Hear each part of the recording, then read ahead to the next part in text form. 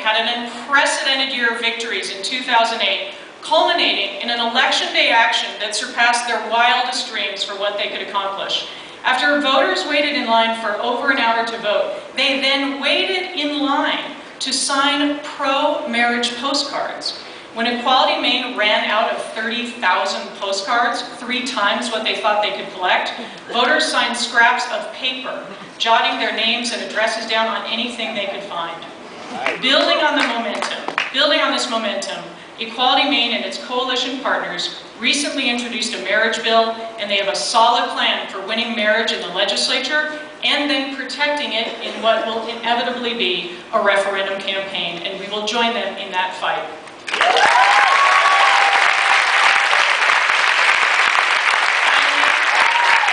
Finally, this last year's accomplishments include a record number 450 elected officials serving in local, state, and federal offices, including Colorado's very own Jared Polis, who became the first openly gay man to run for office and be elected, to Congress, joining Representatives Barney Frank and Tammy Baldwin in the House.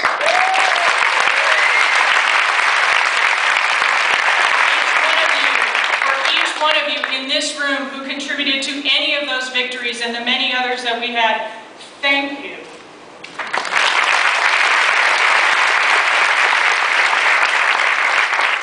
What we continue to accomplish as a movement is electrifying. And yet, as we all know, some of this year's results were bitter, very, very bitter pills to swallow.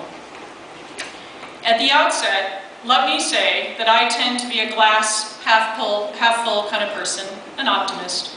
So I can't help but see this year's anti-marriage and anti-family ballot measures as deeply painful, but temporary defeats that in an odd sort of way demonstrated just how far we've come. But it isn't just my gut feeling that this is temporary. It is based on the concrete progress we have made.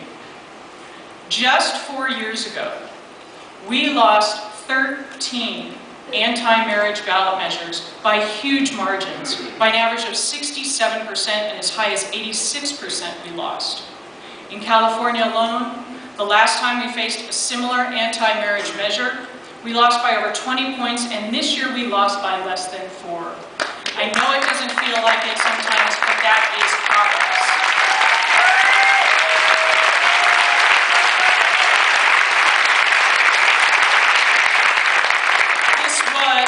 A particularly painful year because we lost a fundamental right that we had worked so hard to achieve, the right to marry in the state of California. In the days and weeks after the election, so many in our community were searching for a quick answer as to why we lost in 4 states. My fellow activists, there is no easy answer. The days and weeks after the election were some of the most painful I've experienced in my 24 years in this movement. I know they were painful for many of you and for our colleagues around the country, particularly in California, Arizona, Florida, and Arkansas. It was hard and painful enough to have lost 4 statewide ballot measures, but pain turned the corner into agony when we all started lashing out at each other, our allies, and our would-be allies, and we didn't let up. Did the other side run an excellent and completely lie-filled set of campaigns? Yep. Yes, they did. Could we all have done more or done things differently that might have moved us closer to defeating the 4 measures? Certainly. We at the task force are a particularly analytical and reflective group, and we've been taking a hard look at what we could have done to better fight against these measures. But winning any of the 4 statewide measures was always far from being a slam dunk. We need to learn what we can from this last year, and we must move forward, as we have in times before, far worse than this. I want to specifically address the blaming of African American voters for the passage of Proposition.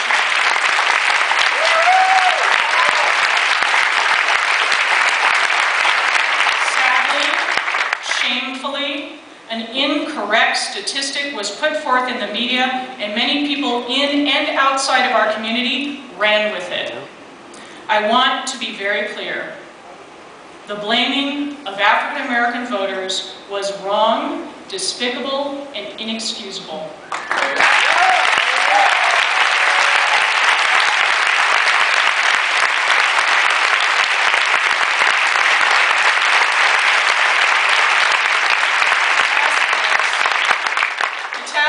Policy Institute released a study with authors Ken Sherrill and Pat Egan, including actual voting data that showed that party affiliation, conservative ideology, frequent church-going, and the voter's age trumped all other factors in Proposition 8, including race. The task force was criticized by some for being politically correct. It is not politically correct to conduct sound research. It is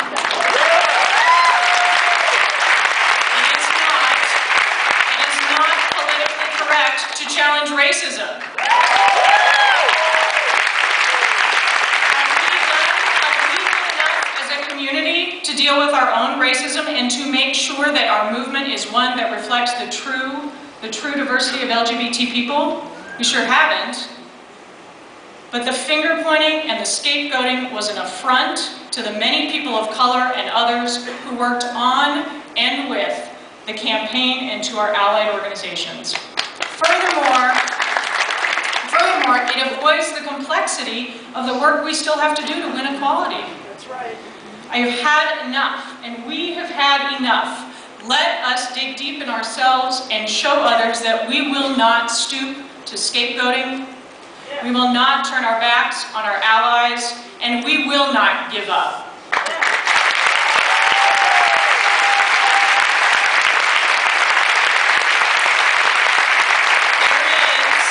There is a big difference between blaming and learning. Let us be learners so that we may be leaders. As we look back on this year, our confidence has been shaken and our anger has been roused. But now is the time to turn our anger into action and our action into long-lasting change. We must now refocus and regain marriage equality in California and win it across the country. But we need to remember that these anti-marriage ballot measures are fundamentally about the larger right-wing assault on the ever-expanding diversity of the United States, our freedom to live openly, and to create and define ourselves, our sexuality, and our families.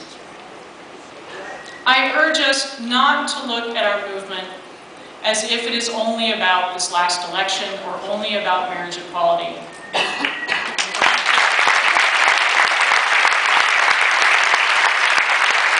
Let us recall that much has changed because of the hard work of people in this room and those who have come before us, since the police brutality in New York and other cities led to the Stonewall riots, the activism of Black and Latino gay men, and the birth of the modern LGBT movement. If we do not come together again to fight another day, we cannot win our full equality. And as the magnet on my grandmother's refrigerator says, fall down 7 times, get up 8.